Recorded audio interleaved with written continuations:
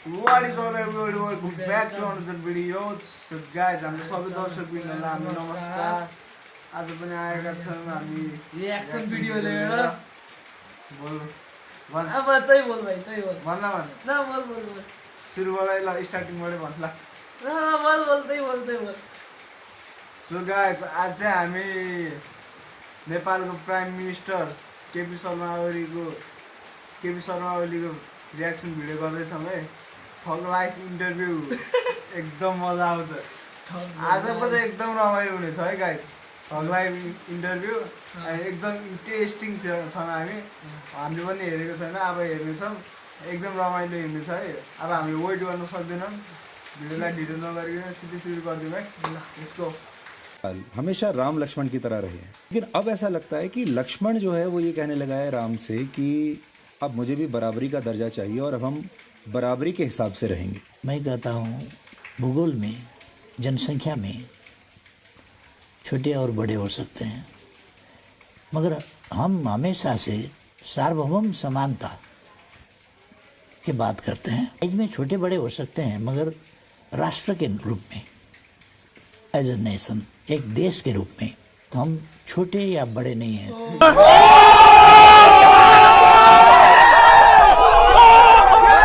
आप कह रहे हैं कि अब आप भारत को बॉस मानने से इनकार करते हैं, उसी पर बहस है। अब भारत अगर कल समझता होगा, आज भारत अपने को बॉस नहीं समझता।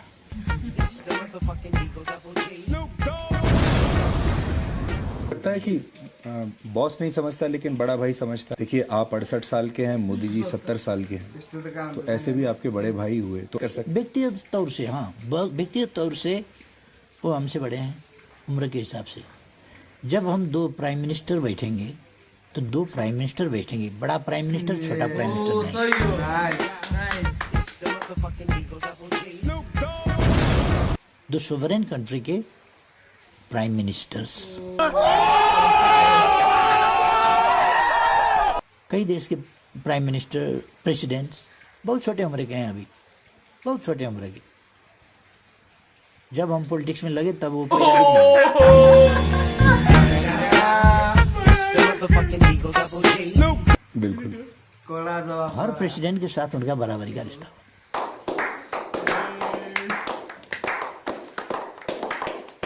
लेकिन मैं आपको भारत के लोगों का सेंटिमेंट बताना चाहता हूँ।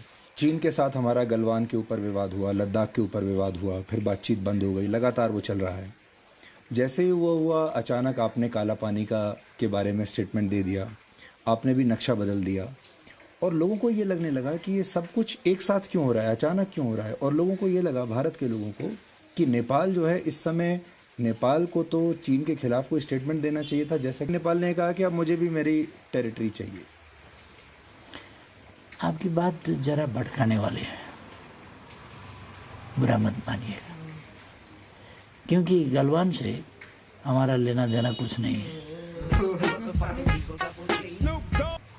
दिल्ली ने 8वां एडिशन अपना मैप पब्लिश करवाया। कश्मीर और लद्दाख का बात था, वहीं पर सीमित रहता हो जाता। फिर नेपाल का टेरिटरी, उसमें नेपाल का टेरिटरी को शामिल करने का कोई ज़रूरत नहीं था।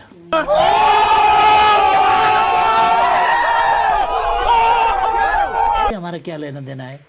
आप नक्शा छपवाते हैं उसी वक्त, तो हमको लिखना पड़ा कि नहीं करना चाहिए था जी।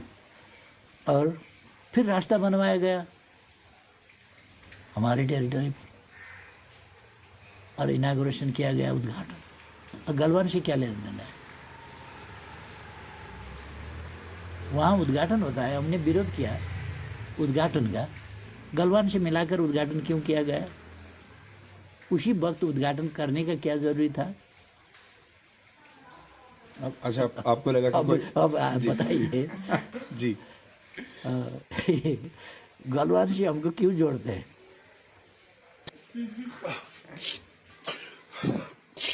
क्योंकि क्रिकेट तो आप देखते ही होंगे।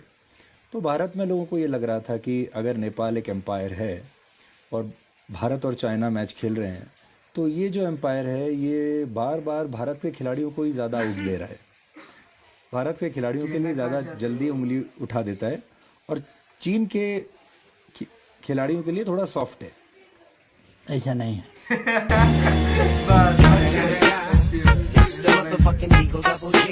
ये एक इम्प्रेशन है। गलत इम्प्रेशन है। एक चीज कहते हैं और उसमें से आधा हम कटा देंगे। हाथी अगर लड़े तो भी मैदान का नुकसान ही होगा, हाथी अगर मिल गए तो भी मैदान का नुकसान। ये मिल गए तो भी नुकसान होगा, ये इसको हम कटा देंगे।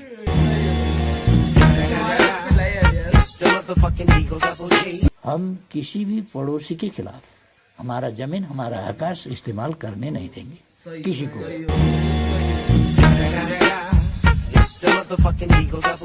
हम तो उपनिवेश कभी नहीं बने हैं कि गायत्री जो मंत्र है, गायत्री मंत्र मंत्रों का भी मंत्र कहा जाता है। वो नेपाल के कोशी नदी के किनार में चतरा में कौशिक ऋषि ने लिखा था। व्यास यहीं तपस्या करते थे। यहाँ बहुत सारे लोग इस कॉन्सेप्ट को अखंड भारत का कॉन्सेप्ट बनाकर आगे पुश करते हैं कि अखंड भारत होना चाहिए। फिर सारे जो आसपास के जो ये पूरा इलाका है, ये संस्कार हैं, ये हमारी जो इतिहास है इतना, वो सब फिर एक अखंड भारत के कॉन्सेप्ट में आ जाएगा। आप उससे अग्री करते हैं? नहीं।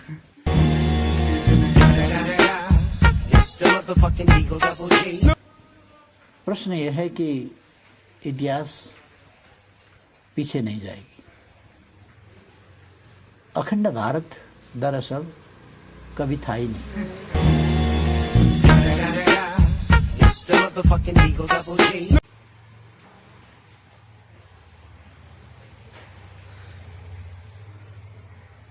सो गाइज कस्तो लाग्यो हजुरलाई भिडियो एन्ड पुरै जवाब रिप्लाई चाहिँ पुरै ठगलाई पारेको है, एकदम कडा कडा थियो रिप्लाई चाहिँ।